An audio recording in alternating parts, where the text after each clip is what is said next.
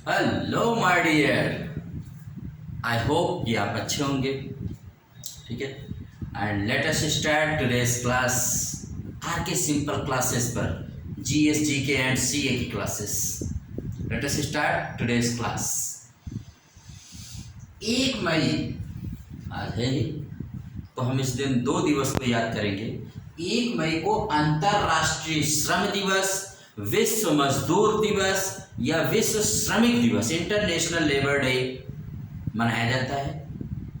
तो इसको हम लोग जानेंगे क्यों मनाया जाता है। ठीक है, पहले इस पर हम बात कर लेते हैं। तो देखिए, अंतर्राष्ट्रीय साल 1889 में इसी दिन क्या हुआ था, समाजवादी और श्रमिक पार्टियों के संगठन ने पेरिस सम्मेलन में इसी दिन बैठक का आयोजन किया था भाई, इसीलिए। ठीक है, 1 मई को चुना था। अब हुआ क्या था, विश्व मजदूर दिवस। तो मजदूर दिवस में जा रहे हैं, मजदूर की ही बात की जाती है और अंतर्राष्ट्रीय श्रम संगठन भी है।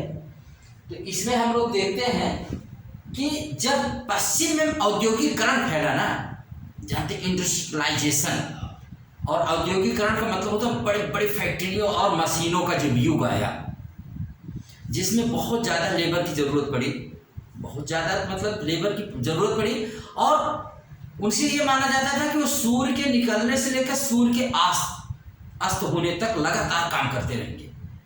तो बाद में ऐसा लगा कि यार इस तरह तो मजदूर सब बहुत कष्ट में आ जाएंगे, तो मजदूर संगठन बनना शुरू हो गया। और मजदूर संगठनों ने फिर इस दिन क्यों 1 मई को, तो 1 मई 1880 को ही, 1890 को इंग्लैंड के हाइड पार्क में बहुत सारे मजदूर संगठनों ने क्या किया भाई, 3 लाख मजदूरों ने 8 घंटे काम करने की समय की मांग की है कि भाई हम लोग 8 घंटे ही काम करेंगे एक मजदूर। तो उचित वेतन, कम काम के घंटे और एक जहां काम करें वहां बेहतर स्थिति, यही होता है मजदूरों की मांग। और इसी मांग को लेकर कई देशों में इसको मनाया जाता है। और इतना ही नहीं, इसके साथ ही साथ कई देशों में इसको मनाया जाता है। साथ ही मजदूरों के शोषण के खिलाफ कई देशों में रैलियां भी निकलती हैं और मजदूरों के हित की बात की जाती है। ठीक है, तो इसको आप जानते रहिएगा।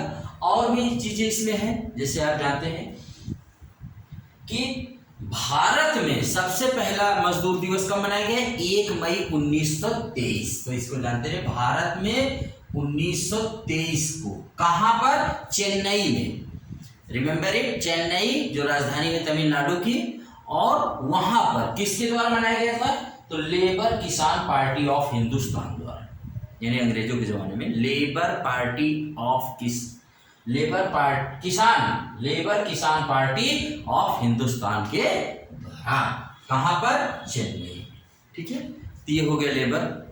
विश्व के सारे मजदूरों को, सभी मजदूरों को आर के सिंपल क्लासेस की तरफ से बहुत बहुत बधाई, क्योंकि आप ही हैं जो दुनिया में सारी रौनक लाते हैं। ठीक है, आगे आज ही महाराष्ट्र और गुजरात डे मनाया जाता है, क्योंकि आज ही के दिन 1 मई 1960 को एक बंबई, जो देखिए जब इंग्लैंड के लोग अंग्रेज आएंगे तो अपने यहाँ शासन करेंगे 3 राज्यों के नाम से मोस्टली करते हैं, एक बंबई, मद्रास और मैसूर। तो उसमें जो बंबई राज्य था, इसको राज्य पुनर्गठन अधिनियम, स्टेट रीऑर्गेनाइजेशन के तहत पुनर्गठित किया गया। और इसमें भाषाई आधार पर बंबई को 2 भागों में बांट दिया गया।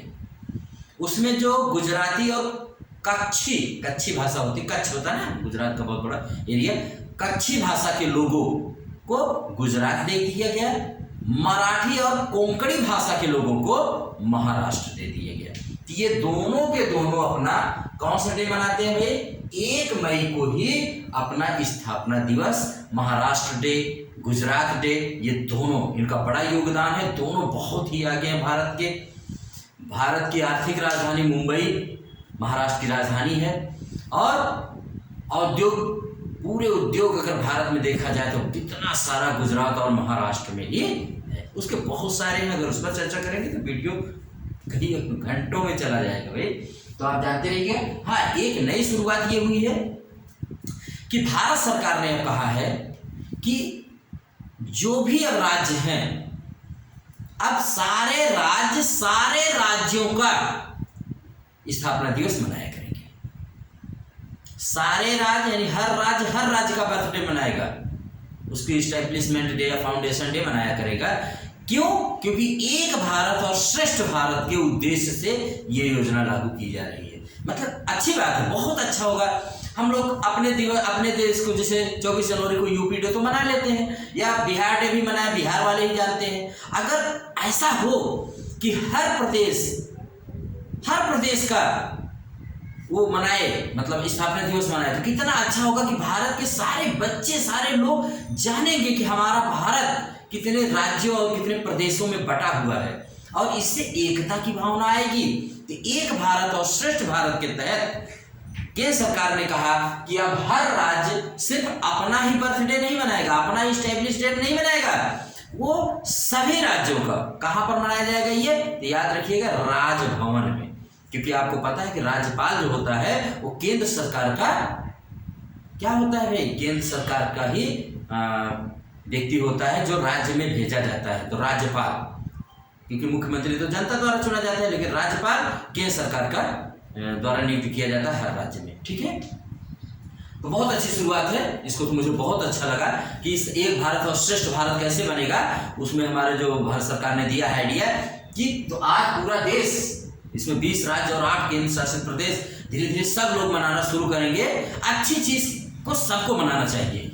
इसमें सारे लोग आज पूरे भारत देश महाराष्ट्र डे, गुजरात डे मना रहा है। अब जिस स्टेट का आएगा तो पूरा भारत उस डे को मनाएगा। वेरी वेरी इंपॉर्टेंट, किसके तहत, एक भारत श्रेष्ठ भारत के तहत। ठीक है, तो ये रहे भाई दिवस जो आपको जानकारी थी, देनी थी मुझे। अब देखिए, भारत ने एशियाई बैडमिंटन चैंपियनशिप में 58 साल बाद क्या जीता, गोल्ड मेडल। कौन जीते भाई, तो इसमें जीते हैं सात्विक साईराजा रंकीरेड्डी और चिराग शेट्टी। ये हमारे यहाँ बहुत बड़े बैडमिंटन प्लेयर हैं। 58 साल बाद, बताइए ठीक किसको हराया है। इन्होंने मलेशियाई जोड़ी, कौन थे भाई, आंग यू सिन व टियो एई की जोड़ी को हराया। मलेशिया के ये तो दोनों प्लेयर जिनको हरा करके उन्होंने, कौन, हमारे देश के सात्विक साईराजा रंकीरेड्डी और चिराग शेट्टी ने 58 साल बाद ये एशियाई बैडमिंटन चैंपियनशिप का गोल्ड मेडल जीता है। यानी एशिया में बैडमिंटन में अब हम लोग भारत चैंपियन हो गए। ठीक है, ओके। और देखिएगा, इसी खेल से जुड़ा हुआ कहाँ हुआ ये, तो ये जानते रहिए, दुबई कहाँ है, यूनाइटेड अरब अमीरात का शहर है। दुबई में खेल हुआ था जहां पर भारत ने इतिहास रचा है। दूसरा, और इसके पहले 1965 में लखनऊ के केडी स्टेडियम में दिनेश खन्ना ने थाईलैंड के सैंगोब रट्टानुसोर्न को हराकर ये खिताब जीता था 1965 में, और आज 2023 में जाके इतिहास रचा गया। इसको आप लोग रिमेंबर रखिएगा। आगे चलते हैं। हाँ, एक और जानिए, ISSF में स्वर्ण पदक जीता है, जो काहिरा, मिस्र की राजधानी काहिरा में हो रहा है। तो ये क्या है, ये इंटरनेशनल शूटिंग फेडरेशन है, तो इसको जानते रहिए। विश्व में इसमें किसमें जीता है भाई, इसमें हमारे भारत के महराज खान और गनीमत शेखों की जोड़ी ने स्वर्ण पदक जीता। हराया किसको है, तो इसको हराया है, इसको मैक्सिको के लुई राउल व गैब्रियल को हरा करके ये उन्होंने खिताब जीता है। तो मैक्सिको के प्लेयर को हरा करके काहिरा में ये विश्व शॉटगन माने विश्व कप जो होता है ISSF माने ये इसमें जीता है। और मैंने बताया था उसमें बैडमिंटन में ये सात्विक साईराज रंकीरेड्डी और चिराग शेट्टी ने जीता है। ठीक है, इसको आप लोग याद रखिएगा, जानते रहिएगा ये दोनों भी। ओके, ये समाप्त हो गया भाई। 30 अप्रैल 2023 को मन की बात का 100वां संस्करण मोदी जी द्वारा पेश किया गया। तो क्या है मन की बात, तो आप जानते रहिए कि रेडियो एक मासिक रेडियो प्रोग्राम है जिसमें गैर राजनीतिक बातें होती हैं, मतलब राजनीति से प्रेरित नहीं, जनता के मोदी जी अपने मन की बात करते हैं। तमाम विषय कितना कोई भी विषय उनको जो पसंद आ जाता है हमारे वो प्रधानमंत्री जी को, वो बातें करते हैं, छोटी से लेकर के बड़ी तक हर बात इसमें की जाती है। तो इसकी स्टार्टिंग मैंने आपको बताया था कि इसकी स्टार्टिंग 3 अक्टूबर 2014 को हुई थी विजयदशमी के उपलक्ष्य में, ठीक है। इसके साथ ही एक बात और याद रखिएगा कि मन की बात का प्रोग्राम का 100वां संस्करण जानते रहिएगा 30 अप्रैल 2023 संडे को किया गया। और एक चीज याद रखिएगा, अभी अभी मोदी जी द्वारा ही 91 FM ट्रांसमीटरों का उद्घाटन किया गया। रेडियो का महत्व बताने के लिए, रेडियो का उपयोगिता को और बढ़ाने के लिए मोदी जी द्वारा, जानते एक FM जो ट्रांसमीटर जिसका एरिया होता है उसका, तो ये 20 से 25 किलोमीटर तक ही एक FM का मतलब जो होता है वो एरिया होता है ट्रांसमीटर का। तो इससे 91 किया गया, इसका मतलब बहुत सारे एरिया में FM की उपलब्धता बढ़ेगी और रेडियो को लोग सुनेंगे। दूसरी बात सुन लीजिए भाई, अगला न्यूज, भारत व रूस में आपस में रुपए कार्ड और मीर कार्ड के भुगतान पर बनेगी सहमति। देखो भारत और रूस में जानते हैं व्यापार बहुत ज्यादा बढ़ रहा है, वो भी तब से जब से यूक्रेन और रूस में युद्ध चल रहा है और पश्चिमी देशों द्वारा बार बार रूस पर आर्थिक प्रतिबंध लगाए जा रहे थे। तो उसने दिशा अपनी भारत की तरफ मोड़ ली है, भारत उससे कच्चा तेल आयात कर रहा है और अब प्रॉब्लम वहां पर आती है कि भारत का भुगतान किया किस में जाए, क्योंकि वहां पर अभी समस्या आ रही है, वो लोग युआन जो चीन की मुद्रा है उसमें चाहते हैं, भारत चाहता है वो रुपए कार्ड में हो या इंडियन करेंसी में हो या तो उसमें होना चाहिए। देखिए रूस की मुद्रा को रूबल कहते हैं, हमारे यहाँ तो इंडियन करेंसी भारतीय रुपया ही है। ये रुपए कार्ड जो होता है भारत का अपना कार्ड है, जैसे आप मास्टर कार्ड, वीजा कार्ड ये सब सुनते हैं तो अमेरिका की कंपनियां है भाई। अपना भारत का रुपए कार्ड जो है वो रुपए कार्ड है और रूस का जो कार्ड है वो मीर कार्ड है। तो चाहते हैं कि अगर ये दोनों में समझौता हो जाए तो भारत और रूस के बीच में लेन देन बड़े आसानी से होगा और निवेश भी आसानी से होगा। ये दोनों पर भारत के कौन से हैं भाई, तो भारत के जो हमारे हैं एस जयशंकर विदेश मंत्री और रूस के उप प्रधानमंत्री डेनिस मातुरोव ने एक आंतरिक सरकारी आयोग की अध्यक्षता की और उसमें इस पर बात की कि हम लोग जल्दी से सहमति बनाएं ताकि एक दूसरे को भुगतान में कोई प्रॉब्लम ना आए, ठीक है। इसको भी आप जानते रहिए, रुपए कार्ड कहाँ का है, भारत का है, मीर कार्ड कहाँ का है, ये रूस का। रूस की राजधानी मॉस्को है जो मस्कोवा नदी के किनारे है और विश्व का सबसे बड़ा क्षेत्रफल वाला देश कौन है, रूस। उसके एशिया वाले भाग को हम लोग कहते हैं साइबेरिया, ठीक है। ये आप जानते रहिए। इस समय भारत को बहुत उसने मदद की है शुरू से, बहुत ज्यादा, सबसे ज्यादा उसने वीटो पावर भारत को बचाने में कई बार यूज किया है रूस ने। रूस अपने आप को बड़ा भारत का बड़ा भाई मानता है। हाँ इस समय यूक्रेन से थोड़ा वो युद्ध चल रहा है, वो आप जानते हैं। क्वालकॉम एक विश्व की चिप निर्माता कंपनी है, इसको जानते रहिए, इसने अभी अपने कर्मचारियों की छटनी की बात की है तो जानते रहिए क्वालकॉम आ सकता है एग्जाम में। क्वालकॉम क्या है, विश्व की चिप जो होता है जिससे आपका मोबाइल, ऑटोमेटिक ये जो गाड़ी, ऑटोमोबाइल, बहुत सेक्टर में चिप ही तो यूज हो रहा है भाई, चिप ही का तो कमाल है। तो इसने जानते रहिए क्वालकॉम विश्व की चिप निर्माता एक कंपनी है। भारत यूरोप को सबसे बड़ा तेल निर्यातक देश बन गया। देखिए अभी हम लोग बात कर रहे थे तो देखिए भारत तेल भी बेचता है। कुछ लोग जानते हैं तेल भारत खरीदता ही है, नहीं खरीदता तो कच्चा तेल है, क्रूड है, लेकिन उसको रिफाइंड करके बहुत देशों को बेचता है। अब चूंकि यूरोप के साथ प्रॉब्लम यह है कि यूरोप रूस से ले नहीं सकता है क्योंकि आर्थिक प्रतिबंध लगाया हुआ है, तो रूस से कच्चा तेल रख करके भारत निर्यात कर रहा है किसको, यूरोप को। यूरोप को निर्यात करने वाला सबसे बड़ा देश कौन बन गया, भारत। नंबर 2 पर सऊदी अरब हो गया है, ठीक है। ये बहुत इंपॉर्टेंट पॉइंट है, बहुत अच्छा है। भारत के निर्यात कर रहा है, एक्सपोर्ट कर रहा है, आयात को एक्सपोर्ट कर रहा है, दैट्स वेरी गुड। यानी हमारे देश में विदेशी मुद्रा का आगमन होगा, डॉलर आएगा तो हमारे देश की अर्थव्यवस्था मजबूत बनेगी। अजीत कुमार मोहंती ये पार्क के निदेशक थे, अब इनको परमाणु ऊर्जा आयोग का अध्यक्ष और सचिव भी बना दिया गया है। अध्यक्ष ज्यादा इंपॉर्टेंट है, सचिव भी बने रहेंगे। तो बार्क आप जानते रहिएगा, बार्क क्या है भाई, ये होता है भाभा परमाणु अनुसंधान केंद्र, ठीक है। ये किसका स्थान लेंगे, केएन व्यास के स्थान पर ये आए हैं और 10 अक्टूबर 2025 तक ये इस पद पर रहेंगे। अगर सरकार ने और आगे इनका विस्तार दे दिया, सेवा विस्तार एक्सपेंशन कर दिया तो ये और आगे भी जाएंगे। तो बहुत इंपॉर्टेंट ये पॉइंट है कि अजीत कुमार मोहंती जी हमारे बार्क के क्या बन गए हैं, बार्क के निदेशक थे लेकिन परमाणु ऊर्जा आयोग के अध्यक्ष बन गए, ठीक है। ये बहुत मशहूर भौतिक विज्ञानी हैं जिनका जन्म उड़ीसा में हुआ था। ये उड़ीसा के माने इनका जन्म हुआ था, इसको आप जानते रहिएगा। और अगले न्यूज हम देखते हैं।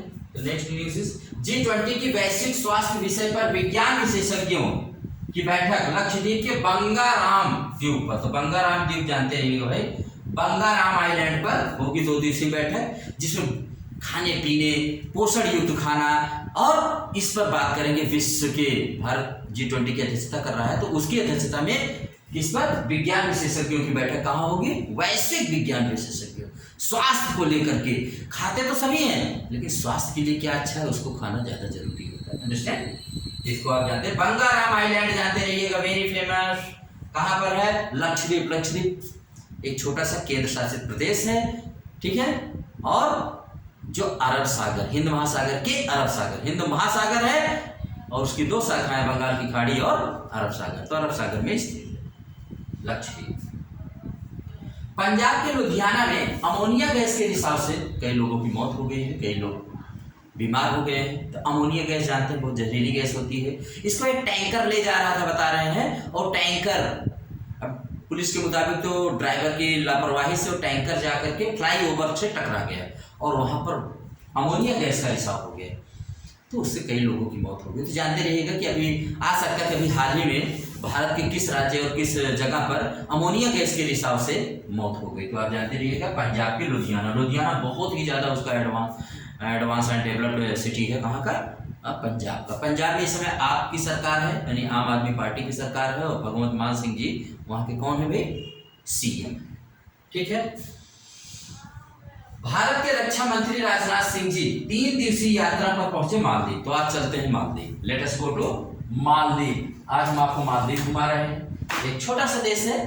अगर आप भारत का मैप देखेंगे नीचे दक्षिणी भारत में, तो बाएं तरफ, भारत के बाएं तरफ, जैसे आपने ये देखा ये यूं आकार में, यहीं पर आप समथिंग देखोगे तो ऐसे ऐसे कुछ आकृति में आपको लक्षद्वीप दिखेगा। और लक्षद्वीप से 8 डिग्री चैनल पर अलग होने वाला एक छोटा सा आइलैंड कंट्री, द्वीपीय देश आपको दिखेगा ठीक उसके नीचे ही, और उसका नाम है मालदीव। छोटा सा देश है, एशिया का सबसे छोटा क्षेत्रफल और जनसंख्या दोनों में कौन है, मालदीव। तो आज इसी मालदीव पर हमारे रक्षा मंत्री जी गए हैं मालदीव। तो आइए हम मालदीव पर थोड़ा सा देख लें क्या करेंगे वहां पर। तो ये देखो मालदीव में ये जाएंगे और वहां के राष्ट्रपति इब्राहिम मोहम्मद सोली से, वहां के रक्षा मंत्री मारिया दीदी से, वहां के विदेश मंत्री अब्दुल्ला शाहिद से, इन सबसे मिलेंगे और भारत और रक्षा तमाम क्षेत्रों में महत्वपूर्ण बातें, समझौते और ये होगा, ठीक है। ये जानते रहे, वहां राष्ट्रपति ये है, रक्षा मंत्री ये, विदेश मंत्री ये। अब मालदीव और श्रीलंका जानते हो कि भारत की नेबर फर्स्ट पॉलिसी रहती है, पड़ोसी देशों की पहली, यानी पड़ोसी देशों में मदद करने की उसकी पहली पॉलिसी रहती है, जितना ज़्यादा से ज़्यादा सहयोग हो सके अच्छे कार्यों के लिए। लेकिन वहीं कुछ देश ऐसे हैं जो इन छोटे छोटे देशों को अपना शिकार बनाने की कोशिश में पड़े हैं।